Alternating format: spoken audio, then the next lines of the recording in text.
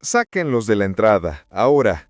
Escupió el gerente del restaurante más caro de la avenida, señalando a la mujer que sostenía a un hombre de barba gris y manos temblorosas. Está ahuyentando a los clientes. Los comensales giraron apenas el cuello, lo suficiente para juzgar sin moverse. El mendigo tenía el abrigo abierto, un hilo de sangre seca en la ceja, los zapatos desparejados. La mujer, con uniforme de empleada y un chaleco barato, lo cubría con su propio cuerpo para que la lluvia no lo rematara. Nadie sabía su nombre. A ella la llamaban Cecilia en la plaquita, a él Estorbo. El guardia avanzó. Músculos de gimnasio, empatía de piedra. Señora, apártese, el local tiene normas. Se está desmayando, respondió Cecilia. Solo agua caliente y una silla. No es un refugio, dijo el gerente, ajustándose la corbata como si ordenara el mundo. Lléveselo a donde pertenezca. Rieron. Un error que les costaría caro. La avenida olía a perfume caro y a lluvia empujada por taxis. Nadie aquí sabía de hambre, sabían de reseñas. El mendigo intentó ponerse de pie y se dobló como un alambre mojado. Cecilia lo sostuvo. «Tranquilo, don», susurró. «Respire despacio». El gerente chasqueó la lengua. «Una última vez. Fuera, o llamo a la policía».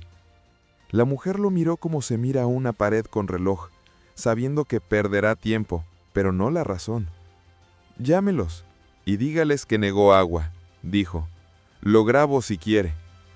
El guardia le empujó. El celular cayó, rebotó en un charco y la pantalla encendió un reflejo sucio en la mandíbula del gerente. El mendigo levantó el teléfono con una delicadeza imposible para sus manos agrietadas y se lo devolvió a Cecilia. «Gracias», dijo él, con una voz de madera pulida por el uso. «Nadie me da las gracias cuando caigo». «Hoy sí», respondió ella, «pero déjame contarte cómo empezó todo». Horas antes, a 3 cuadras, la ciudad había girado su engranaje habitual. Oficinas abrieron ciegas, ascensores tragaron corbatas, cajeros escupieron billetes que no alcanzan. En la esquina del banco, el mendigo había pedido un vaso de agua. «No hay», dijo el guardia bebiendo. Caminó hasta el puente. El viento, con olor a diésel, lo empujó hacia un cartel oxidado. «Prohibido permanecer». «Permanecer», pensó, «es lo único que no me dejan». Cecilia salía de un turno de 12 horas. Jefa nueva, sueldos viejos. Sus manos olían a limón y detergente, su espalda a cuentas impagas. Cruzó la avenida con prisa de salarios y vio al hombre caer como una hoja demasiado pesada. El mundo siguió caminando. Ella no. Lo sostuvo por los codos, buscó sus ojos. No vio alcohol ni truco, vio frío. Lo llevó al restaurante porque había sillas y calor. No pidió caridad, pidió humanidad. Encontró lo de siempre, reglamentos para justificar el miedo. Y sin embargo, cuando el guardia se infló y el gerente levantó la voz, el mendigo hizo algo que nadie esperaba. Sonrió. No burla, memoria. «No se preocupe, señor», dijo el gerente, sonrisa de catálogo. «Ya me echaron de lugares más grandes por cosas más pequeñas». El gerente abrió la boca para dictar sentencia. Una pareja bien vestida se quejó del espectáculo. El reloj del salón marcó la hora exacta en la que las historias deciden hacia dónde van. Y la ciudad, sin darse cuenta, respiró hondo antes de escuchar algo que llevaba años evitando. La humillación empezó con educación. «Señora», dijo el gerente, sonrisa de catálogo, «si insiste tendré que despedirla. No puede traer esto al salón». «Esto», repitió Cecilia, «tiene nombre». «Pues que lo diga en otro lugar». El guardia tiró del brazo del mendigo. La manga se rasgó como papel húmedo. 2 clientes aplaudieron en broma, igual que quien espanta palomas. Un influencer levantó el móvil. Lo peor de la ciudad en 4K. El mendigo parpadeó para sostener la dignidad en equilibrio. «No toques», murmuró Cecilia. «Yo lo ayudo». Pidió una taza con agua caliente. La mesera dudó. Miró al gerente, negó con un gesto mínimo. El gerente dijo alto: «Clientes, disculpen la molestia. Daremos un postre de cortesía por este inconveniente». Alguien gritó, ¡bravo! La crueldad aplaude cuando se siente acompañada. Cecilia usó su propio termo, vertió agua en un vaso de plástico y lo acercó a los labios agrietados del mendigo. Temblor, tos, respiración que encuentra escalones. Gracias, dijo él. Se gana el peor trabajo por el mejor motivo. Ella sonrió, con lágrimas que no pidió. Siempre vale la pena, don. El gerente marcó un número. Sí, policía. Una empleada alterando el orden. Y un indigente agresivo. No soy agresivo, dijo el mendigo, más para el aire que para el hombre. Estoy cansado. La puerta giratoria se abrió como un juicio. 2 policías, uno joven y otro acostumbrado a atajos, entraron mirando primero la ropa y después la escena. «Documentos», pidió el mayor al mendigo. «No tengo», respondió. «Pero tengo nombre». «Aquí no», atajó el gerente. «Aquí tiene que irse». Un cliente, con servilleta al cuello, se erigió valiente detrás del vino. «¡Que se lo lleven! Si dejamos entrar a uno, vendrán 100. Si abrimos la puerta a una decencia, quizá aprendamos a ser mejores». «Señora», se burló, «esto es un restaurante, no una iglesia». El joven policía miró alrededor y por un segundo dudó. Vio el vaso, la sangre seca, la lluvia pegada a la nuca del mendigo. Vio a su madre limpiando casas, a su padre cargando bultos.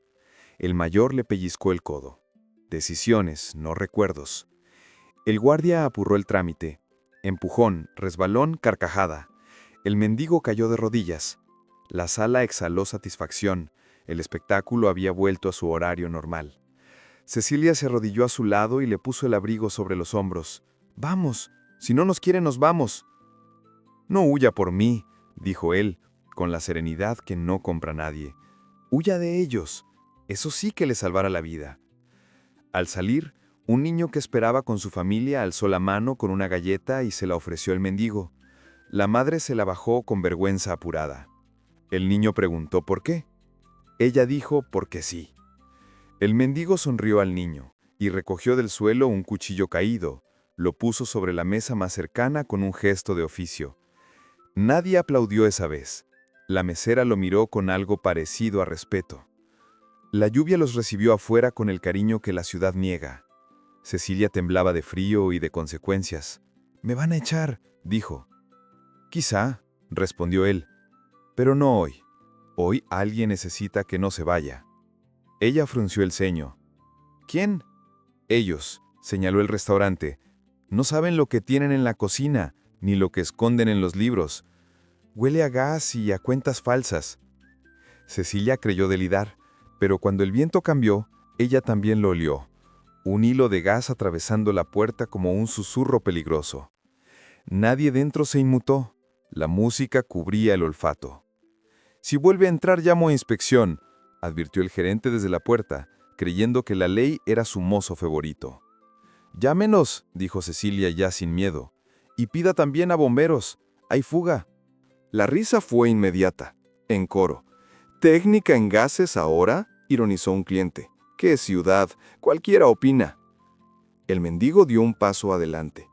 Sus ojos, que parecían apagados, encendieron un recuerdo que olía a hornos industriales y planos. «Trabajé 20 años en mantenimiento», dijo, sin levantar la voz. «Un pitido así, cuando el aire está pesado, no es nevera, es fatiga en la línea». «¿Y qué sabrá usted?», escupió el gerente. «Lo suficiente como para decirle que cierre la llave principal y ventile», respondió.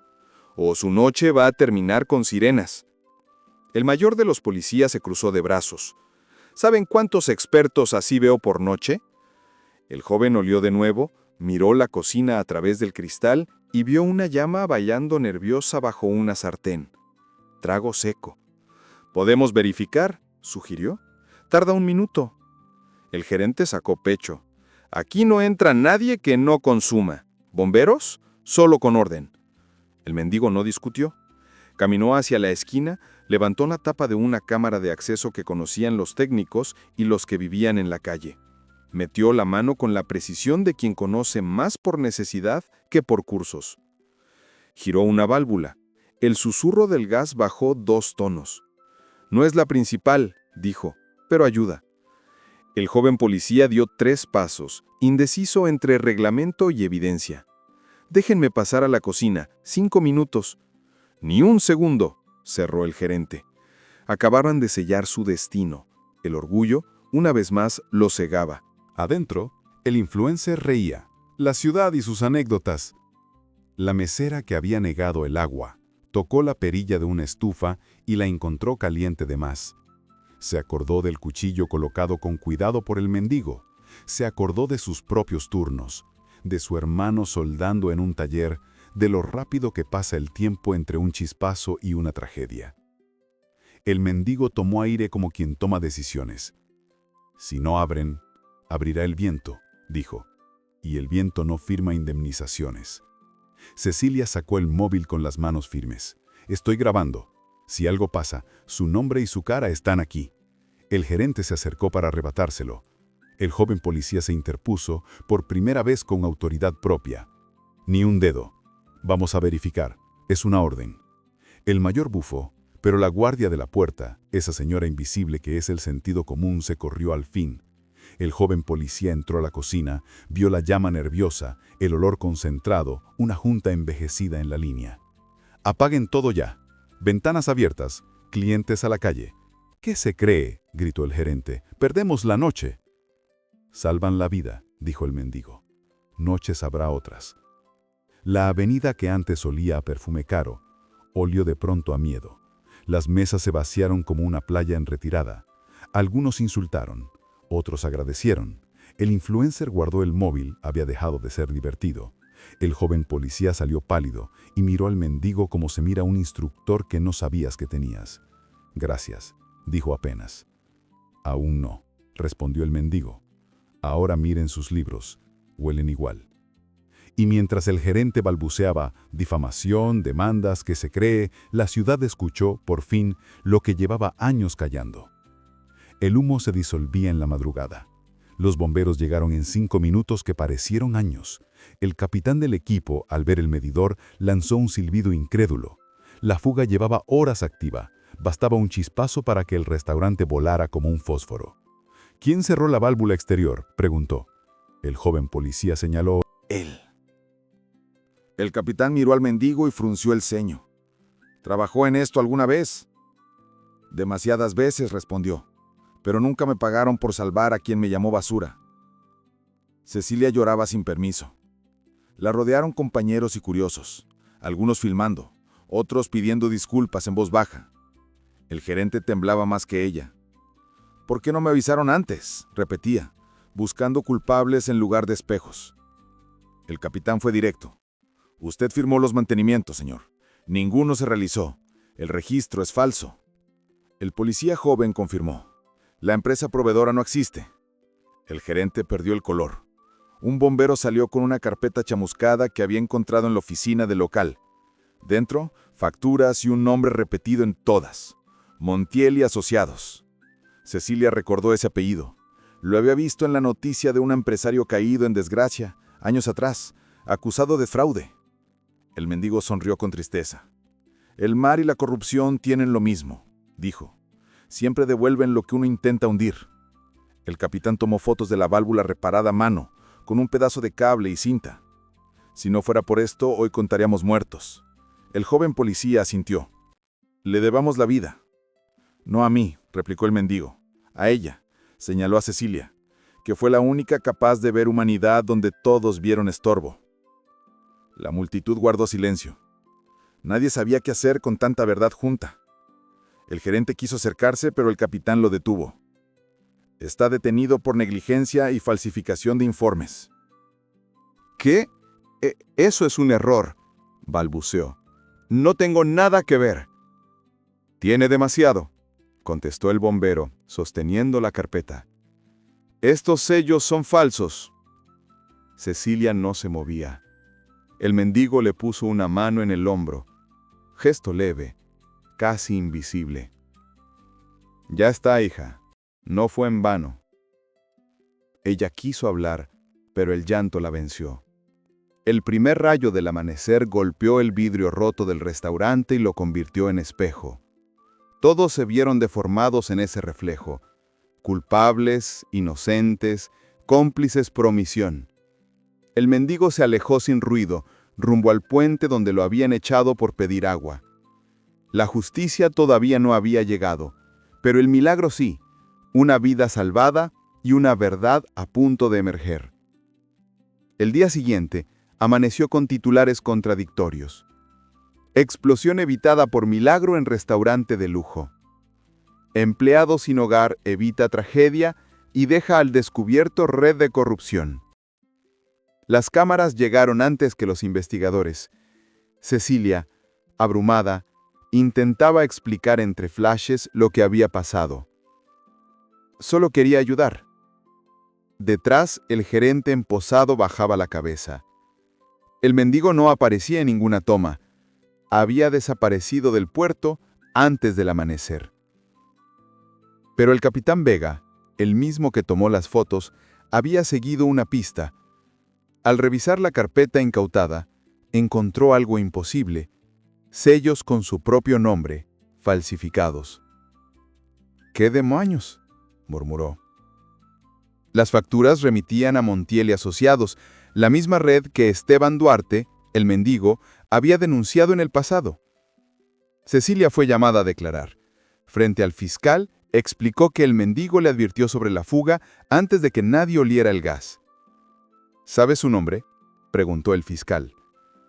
«Solo me dijo que lo habían olvidado, que un día trabajó para el Estado».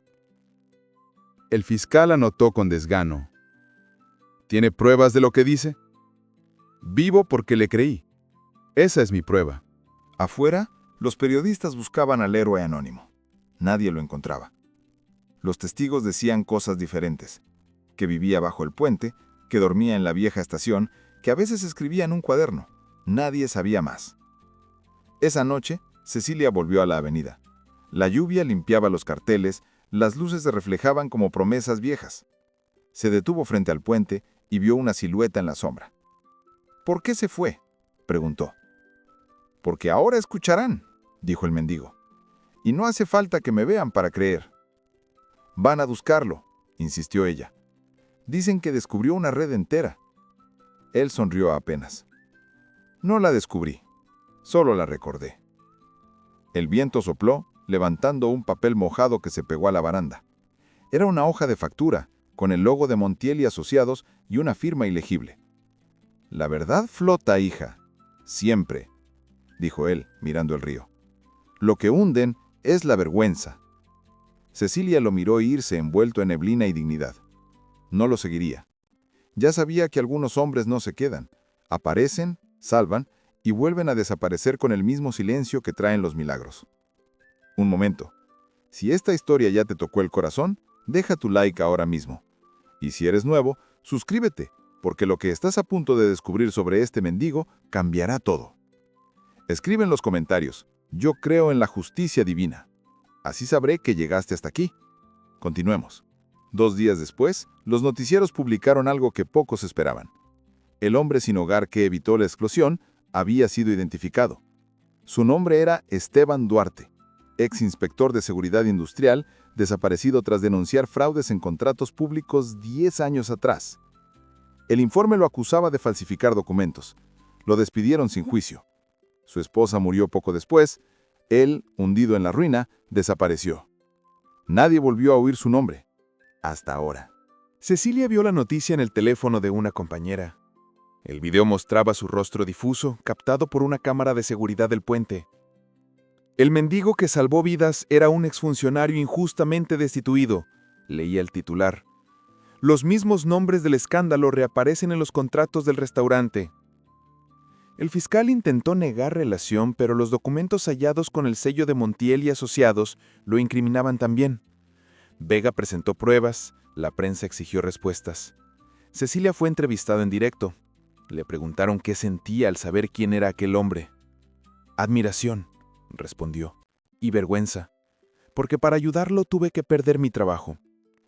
«¿Y valió la pena?». «Sí», dijo. «Gracias a él, hoy la ciudad sabe a quién aplaudía y a quién pisoteaba». Esa noche, en el puente, un grupo de personas encendió velas. Nadie lo organizó.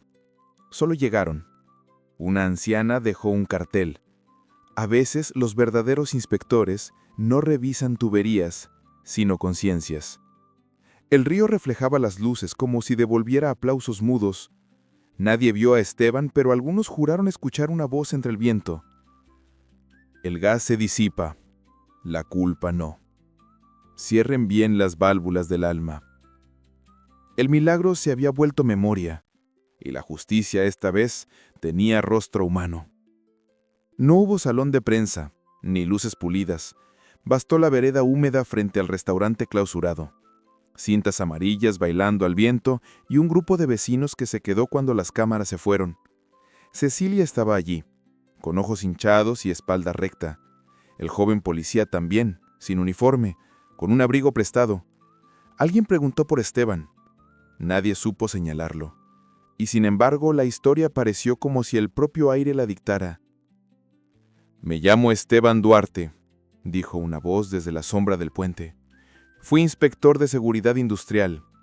Aprendí a oler fugas, a leer vibraciones, a escuchar el zumbido de una línea fatigada como quien oyen a un enfermo hablar dormido. Mi trabajo era evitar tragedias, no dar discursos». Se acercó lo suficiente para que lo vieran. Tenía la dignidad de los que ya no piden permiso para existir. Contó lo que casi nadie sabía, o había querido recordar.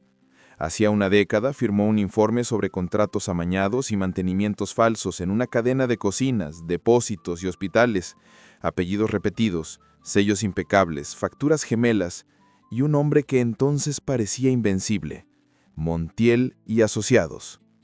Entregó el informe, y al día siguiente ya no tenía escritorio. Lo llamaron alcohólico sin pruebas, conspirador sin cómplices, resentido sin causa. Le quitaron el salario y con él el alquiler. Luego su esposa enfermó. La lista de antibióticos costaba más que sus nuevas monedas.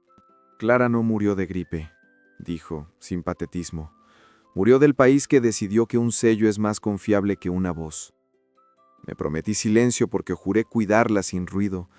Cuando ya no estuvo, me quedé con el ruido de mi cabeza y el de las válvulas. Dormí donde pude.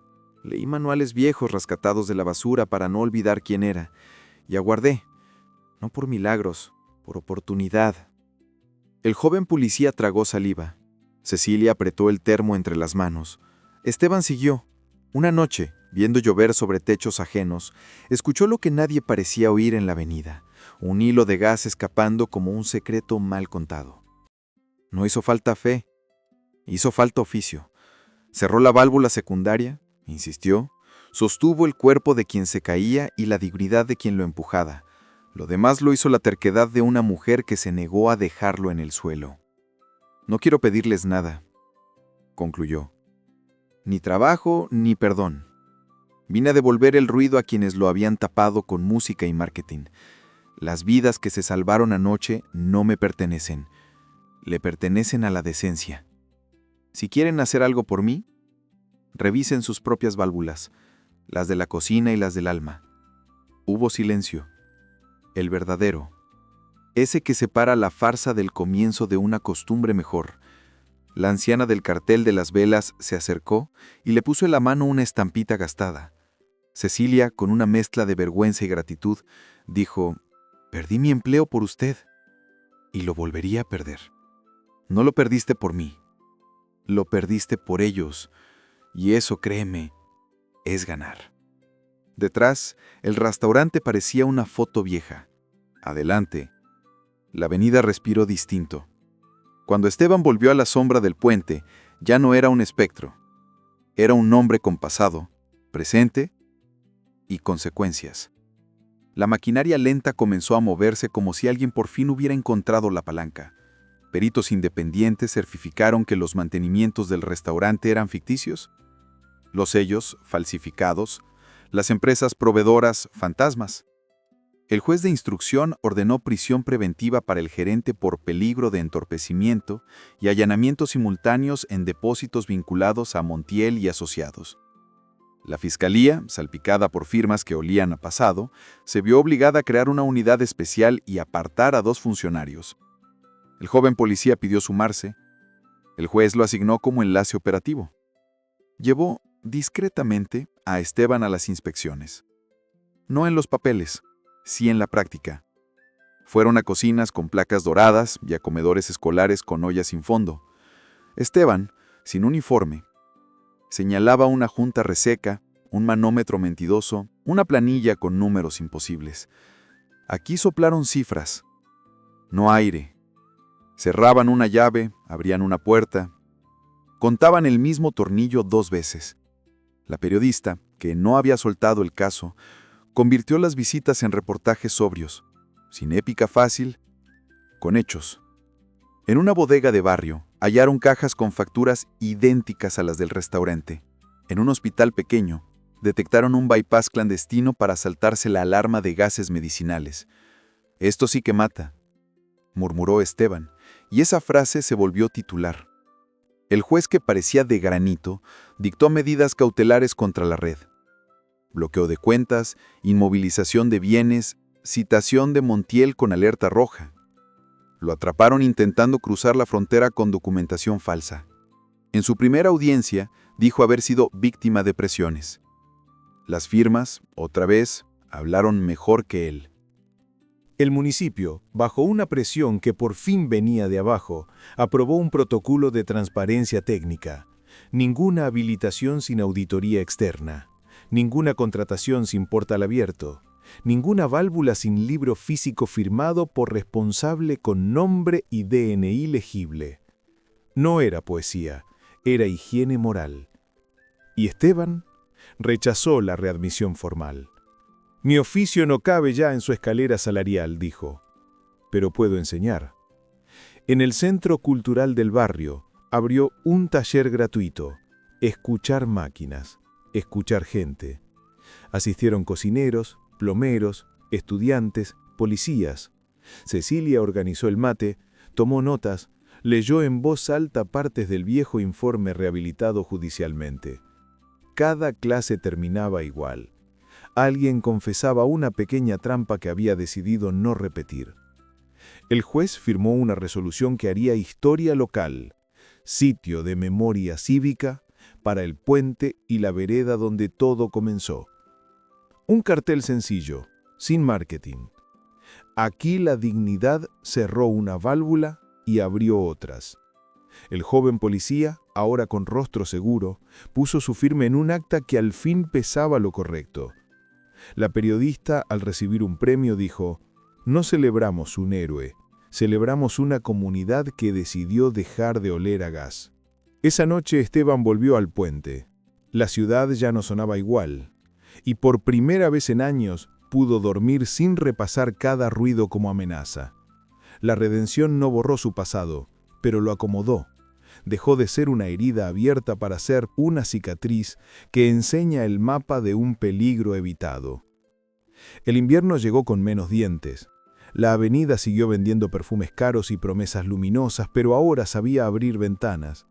En el comedor comunitario que montaron frente a la plaza, las manos que servían sopa repetían una consigna sin consignas, sin vergüenza para pedir, sin orgullo para dar. Cecilia encontró un trabajo en otra cocina, menor salario, mayor decencia, y se llevó consigo un hábito. Antes de encender el fuego, revisar, tocar, escuchar. No por miedo, por respeto. Esteban alquiló una habitación pequeña encima de una ferretería. Una cama de elástico cansado, una mesa firme, un cuaderno nuevo y un clavo en la pared con una fotografía de Clara, descolorida de tanto ser recordada.